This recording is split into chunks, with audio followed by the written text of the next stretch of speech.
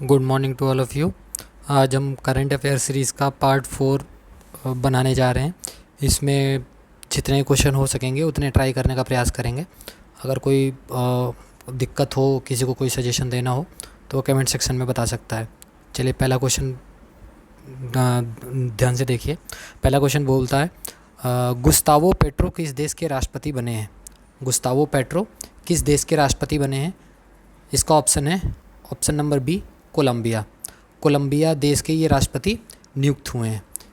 ठीक है, तो कोलंबिया देश के एक ये भी फैक्ट नोट कर लीजिएगा कि ये वामपंथी नेता जो हैं, ये वामपंथी दल के पहले नेता बने हैं। ये वामपंथी दल के पहले नेता बने हैं।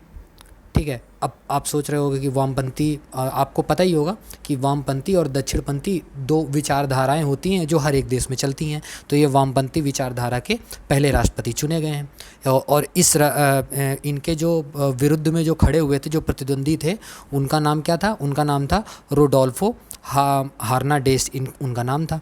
तो नेक्स्ट क्वेश्चन के ऊपर चलते हैं। नेक्स्ट क्वेश्चन क्या बोलता है? नेक्स्ट क्वेश्चन बोलता है one nation one ration card लागू करने वाला राज्य कौन बन गया है?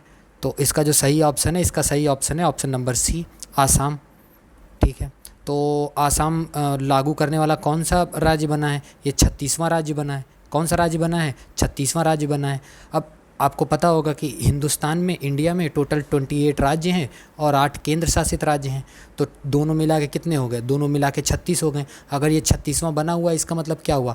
इसका मतलब ये हुआ कि यह सबसे अंतिम राज्य था जिसने वन नेशन और वन राशन कार्ड को लागू किया था। अच्छा, इस one nation one ration card लागू करने से फ़ायदा क्या होगा? इससे फ़ायदा ये होगा कि जैसे सपोज़ करिए एग्जांपल के तौर पे कोई एक उत्तर प्रदेश का कोई आदमी है जिसकी नौकरी आसाम में लग गई है और वो वहाँ पे राशन ख़रीदना चाहता है राशन कार्ड लगा के। तो वहाँ का राशन कार्ड नहीं बना होने के कारण वो वहाँ से राशन नहीं खरीद सकता, क्योंकि उसका राशन कार्ड उत्तर प्रदेश में बना हुआ है। लेकिन ये योजना लागू करने के बाद क्या होगा? कोई उत्तर प्रदेश का भी आदमी है जो आसाम में नौकरी करने गया है, अगर उसको राशन ख़रीदना है तो ये इसी के तहत अपना राशन कार्ड लगा के अपना वो जो वहाँ का राशन है वो ख़रीद सकता है। तो ये पूरे देश में हो सकता है लागू। अभी मैंने 2 राज्य के एग्जांपल लेके बताए हैं आपको। ठीक है, चलिए नेक्स्ट क्वेश्चन। हाँ, एक फैक्ट और बताना था कि अधिकतम से अधिकतम लाभ लेने के लिए सरकार ने क्या किया है? सरकार ने एक एप्लीकेशन भी लॉन्च करी है। जिस एप्लीकेशन का नाम क्या है? जिस एप्लीकेशन का नाम है मेरा राशन। मेरा राशन करके एक एप्लीकेशन का नाम है, जिसमें क्या होगा? जिसमें ये सारी सुविधाएं पहले से ही गिवन होगी। तो नेक्स्ट क्वेश्चन के ऊपर चलते हैं। नेक्स्ट क्वेश्चन क्या बोलता है? नेक्स्ट क्वेश्चन बोल रहा है देश का पहला डार्क स्काई रिजर्व कहाँ स्थापित किया गया है? तो पहला ऑप्शन है कश्मीर, और दूसरा ऑप्शन क्या है? दूसरा ऑप्शन है नोएडा, तीसरा ऑप्शन है शिलोंग और चौथा ऑप्शन है लद्दाख। इसका सही आंसर क्या होगा? इसका सही आंसर है option number D. Option number D, Ladakh. Ladakh में कहाँ पे स्थापित किया है? लद्दाख में एक गांव है हानले गांव। कौन सा गांव है? हानले गांव। हानले गांव में क्या किया गया है? हानले गांव में ये जो डार्क स्काई रिज़र्व है ये स्थापित किया गया है। इससे फ़ायदा क्या होगा? इससे, हाँ, ये जो डार्क स्काई सेंचुरी है, इसमें ऊर्जा कुछ भी नहीं खर्च होगी। इसमें जो ऊर्जा है उसकी खपत होगी नहीं। जब ऊर्जा की खपत नहीं होगी तो ये दूसरे क्षेत्रों को ये प्रदूषित भी नहीं करेगा।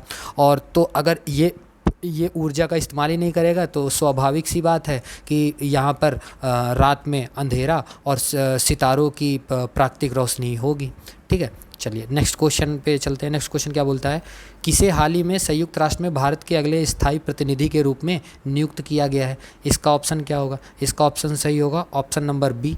Option number B, Ruchira Kamboj. Ruchira Kamboj कौन है? रुचिरा कंबोज के बारे में एक जनरल इंट्रोडक्शन ये है कि रुचिरा कंबोज वर्तमान में भूटान में भारतीय राजदूत के रूप में नियुक्त हैं। अब इनको क्या किया जाएगा? अब इनको यहाँ से शिफ्ट करके कहाँ भेज दिया जाएगा? यहाँ से शिफ्ट करके इनको भेज दिया जाएगा न्यूयॉर्क। न्यूयॉर्क क्यों भेजा जाएगा?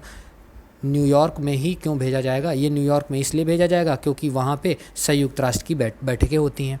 और ये किसका स्थान लेंगी? आप बहुत नाम सुने होंगे। इससे पहले जो भारतीय राजदूत जो संयुक्त राष्ट्र में थे उनका नाम था टीएस राजमूर्ति।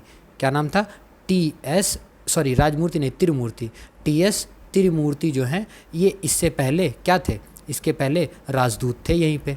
यूनाइटेड नेशन में। अब इसकी जगह कौन ले लेंगे, इसकी जगह अब ये रुचिरा कंबोज जी ले लेंगे। चलिए नेक्स्ट क्वेश्चन के ऊपर चलते हैं। नेक्स्ट क्वेश्चन क्या बोलता है, नेक्स्ट क्वेश्चन बोलता है अंतर्राष्ट्रीय ओलंपिक दिवस का आयोजन कब किया जाता है। तो इसका जो सही ऑप्शन है, इसका सही ऑप्शन है option number C, option number C 23 जून। एक फैक्ट और आप सोचिए, 21 जून को क्या मनाया जाता है, 21 जून को मनाया जाता है योगा डे। क्या मनाया जाता है, योगा डे। इस बार योगा डे की थीम क्या थी, योगा फॉर ह्यूमैनिटी। तो ये भी पूछा जा सकता है। तो इसके ऊपर फैक्ट पे आते हैं। इसमें 23 जून को अंतर्राष्ट्रीय ओलंपिक दिवस मनाया जाता है। 23 जून को ही क्यों मनाया जाता है, 23 जून को इसलिए मनाया जाता है क्योंकि 23 जून 1894 को एक समिति बनी थी। उस समिति का नाम था अंतर्राष्ट्रीय ओलंपिक समिति, IOC, international Olympic committee. IOC का गठन हुआ था 23 जून को, इसलिए उसकी याद में अंतर्राष्ट्रीय ओलंपिक दिवस कब मनाया जाता है, 1894 मनाया जाता है। चलिए नेक्स्ट क्वेश्चन के ऊपर चलते हैं। नेक्स्ट क्वेश्चन क्या बोल रहा है, नेक्स्ट क्वेश्चन बोल रहा है निम्नलिखित कथनों पर विचार कीजिए। कथन क्या क्या हैं, इसमें कथन बोल रहा है कि 14वां ब्रिक्स शिखर सम्मेलन जो है वो केप टाउन में आयोजित किया जाएगा। और जो दूसरा कथन है, यह हम साथ साथ हैं कि थीम पर आयोजित की जाएगी। इसका जो सही ऑप्शन है, इसका सही ऑप्शन है, सॉरी एक मिनट, इसका जो सही ऑप्शन है, इसका ऑप्शन है आंसर नंबर डी। ना तो एक सही है और ना दो सही है, ना तो एक सही है ना दो सही है। तो सही क्या है, तो सही आप नोट करिएगा, जो 14वां ब्रिक्स शिखर सम्मेलन है वो केप टाउन में नहीं आयोजित किया जाएगा, ये वर्चुअल आयोजित किया गया था। ठीक है, ये कब आयोजित किया गया था, ये वर्चुअल आयोजित किया गया था। इसकी अध्यक्षता कौन कर रहा था, इसकी अध्यक्षता चीन कर रहा था। इसकी अध्यक्षता कौन कर रहा था, चीन कर रहा था। तो और इस बार की जो थीम है वो थीम क्या थी, इस बार की जो थीम थी, थोड़ा सा बड़ा है नाम है, नोट कर लीजिएगा। इसकी थीम थी foster high quality BRICS partnership user in a new era for global development. ये इसकी नई थीम थी। आपने नाम सुना होगा ब्रिक्स का, सॉरी एक मिनट, आपने नाम सुना होगा ब्रिक्स का। ब्रिक्स की स्पेलिंग क्या होती है, BRICS। ठीक है, इसमें कितने अक्षर दिख रहे हैं, 1 2 3 4 5, इसमें 5 अक्षर दिख रहे हैं। इसका मतलब क्या हुआ, इसका मतलब ये हुआ कि ब्रिक्स में टोटल कितने देश शामिल हैं, टोटल 5 देश शामिल हैं। वो देश कौन कौन से हैं, B से ब्राज़ील, R से रसिया, I से इंडिया, C से चाइना और S से साउथ अफ्रीका। ठीक है, तो जब भी इनकी जो बैठकें होती हैं ब्रिक्स की, तो सबके जो राष्ट्राध्यक्ष होते हैं वो एक जगह मिलते हैं और इनकी मीटिंग हो जाती है। चलिए नेक्स्ट क्वेश्चन की तरफ चलते हैं। नेक्स्ट क्वेश्चन क्या बोलता है, नेक्स्ट क्वेश्चन बोल रहा है हाल ही में पहली भारत नेपाल भारत गौरव पर्यटन ट्रेन को किस रेलवे स्टेशन से रवाना किया गया, किस रेलवे स्टेशन से रवाना किया गया, ये रवाना किया गया दिल्ली के एक रेलवे स्टेशन से, सफदरजंग। ठीक है, अब आप सोच रहे होंगे कि जो सफदरजंग है वो दिल्ली में कहाँ पर है, नहीं दिल्ली में ही है। दिल्ली में कई रेलवे स्टेशन है, निजामुद्दीन रेलवे स्टेशन भी है, नई दिल्ली रेलवे स्टेशन भी है, आनंद विहार भी उसी के पास में ही है। ठीक है, तो इसमें और क्या इंपॉर्टेंट फैक्ट है, इसमें इंपॉर्टेंट फैक्ट ये हैं कि ये जो ट्रेन है गौरव पर्यटन ट्रेन, ये ट्रेन कहाँ कहाँ जाएगी, ये ट्रेन रामायण सर्किट को पूरा कवर करेगी। कौन से सर्किट को कवर करेगी, रामायण सर्किट को पूरा कवर करेगी।